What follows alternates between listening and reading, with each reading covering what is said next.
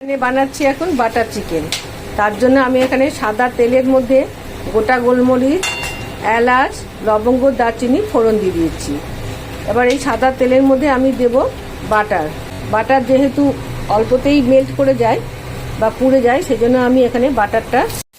এবার পেঁয়াজটা আমি একটুখানি ভেজে নিচ্ছি।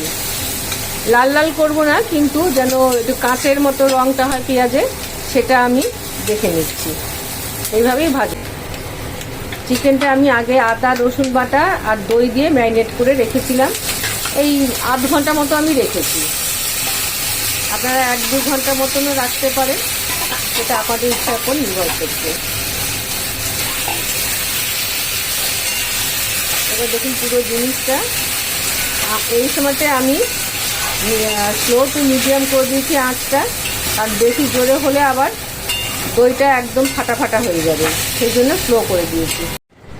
এবার আমি এর মধ্যে দিয়ে দিচ্ছি আগে থেকে বেটে রাখা কাজু, চারমগজ, পোস্ত।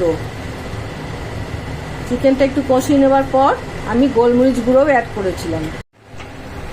এটা কিন্তু পুরো স্লো ফ্লেমে রান্না হবে। মাঝে মধ্যে স্লো টু মিডিয়াম করছি, আবার মিডিয়াম টু স্লো করছি। দিচ্ছি পরিমাণ মতো নুন। নুনটা আপনারা আপনাদের স্বাদ অনুযায়ী দেবেন।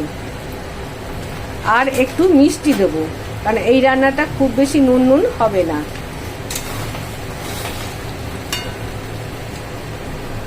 এবার এগুলো সব দিয়ে ভালো করে আমি নেড়ে দেবো। এখানে আর কোনো আমি জল ইউজ করব না। এই দইয়ের জলেতে, চিকেনের জলেতে এটা সুন্দর সেদ্ধ হয়ে যাবে। চিকেন তো আরো সিদ্ধ হয়ে যাবে। এইটা দেখুন, যেহেতু আমার কাজু বাদামটা পড়েছে, কাজু বাদাম বাটা খুব তাড়াতাড়ি তলায় লেগে যায়, সেজন্য এই সময় একটু বেশি ঘন ঘন নাড়তে হয়, নাহলে তলায় ধরে যায়। আর কাসুরি মেথি ছড়িয়ে দিয়েছি, তো ভালোই যায়।